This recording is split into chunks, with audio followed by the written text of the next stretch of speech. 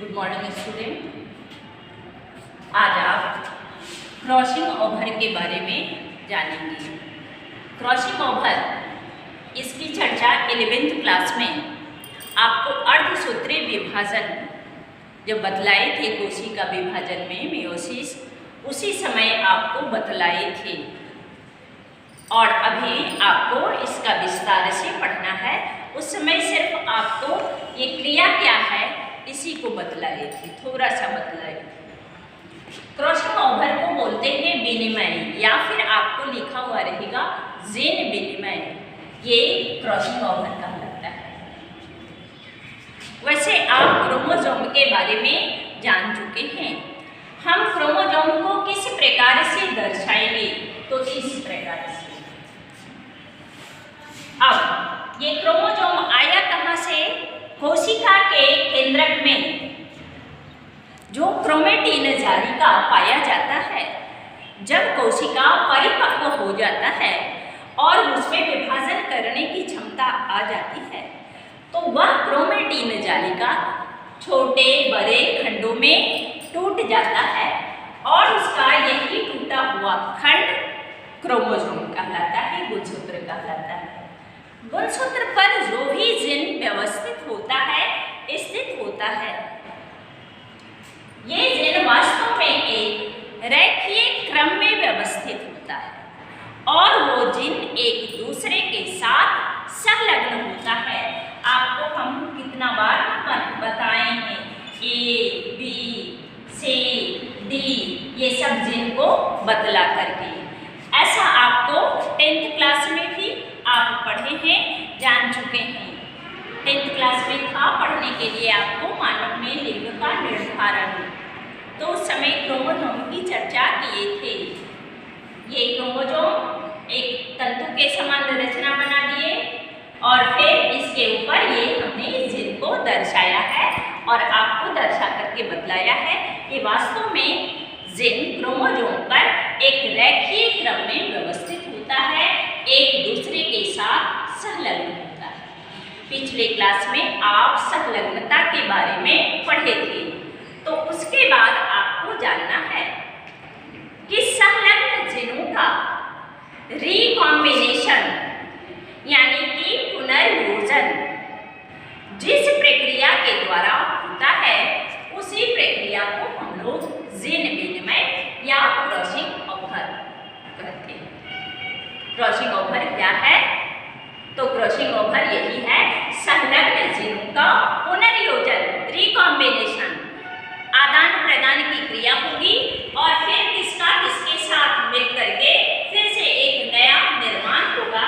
ये है पुनर्योजन, एक दूसरे के साथ मिल करके एक नया तीसरा का निर्माण करना, रिकॉम्बिनेशन। जिस प्रक्रिया द्वारा होता है, ये प्रक्रिया ही क्रॉसिंग ओवर कहलाती है, जीन विनिमय कहलाता है। इसके बाद मॉर्गन और फैसल नाम का वैज्ञानिक था, उसने ही इस प्रक्रिया का नामकरण किया था, क्रॉसिंग ओवर शब्द दिया था। तो ऑब्जेक्टिव वगैरह के लिए आप वैज्ञानिक का नाम भी याद कर लेंगे।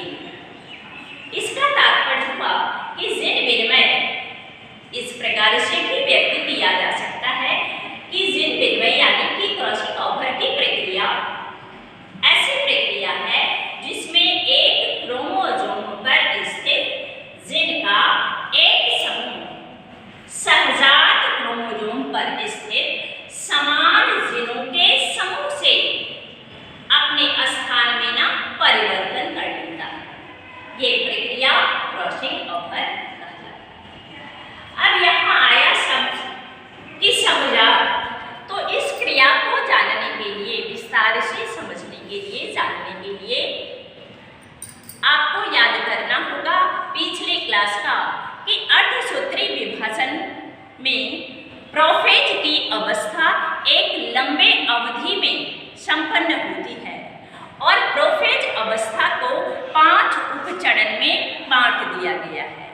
पहला था लिप्टोटेन, जिसमें आपको मैटरनल, क्योंकि अर्धसूत्रीय विभाजन की क्रिया जो है लैंगिक कोशिका में होती है, इसलिए उसमें दोनों क्रोमोसोम मैटरनल और एक क्रोमोसोम होगा पैटर्नल, यानी मैत्रिक और पितृक, 2 क्रोमोसोम भाग लेगा।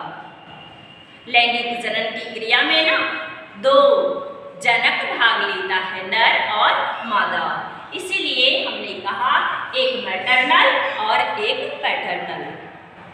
अब ये दोनों क्रोमोसोम लिप्टोटिन अवस्था में आपको स्पष्ट रूप से दिखाई देता है।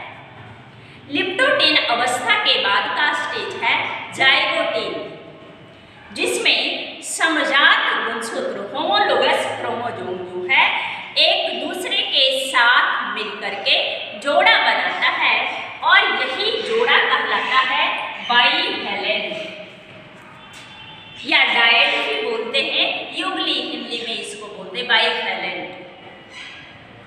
बाइवैलेंट कहलाता है समजात गुणसूत्रों का जोड़ा।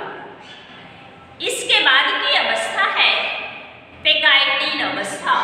पेकाइटिन अवस्था में ही ये समजात गुणसूत्र जो है एक दूसरे के साथ ओवरलैप करता है, एक दूसरे से लिपटता है। इस क्रिया में एक क्रोमोसोम का कुछ भाग दूसरे क्रोमोसोम में और दूसरे क्रोमोसोम का कुछ भाग जो है उस क्रोमोसोम में चला आता है। तो एक क्रोमोसोम कौन था?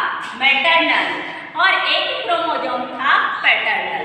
आप कहेंगे कि ऐसा क्यों बनाए क्रोमोसोम हमने यहाँ दर्शाया है, क्योंकि पेकाइटिन अवस्था में ही ये जो प्रत्येक बाइवैलेंट बना समजात क्रोमोसोम है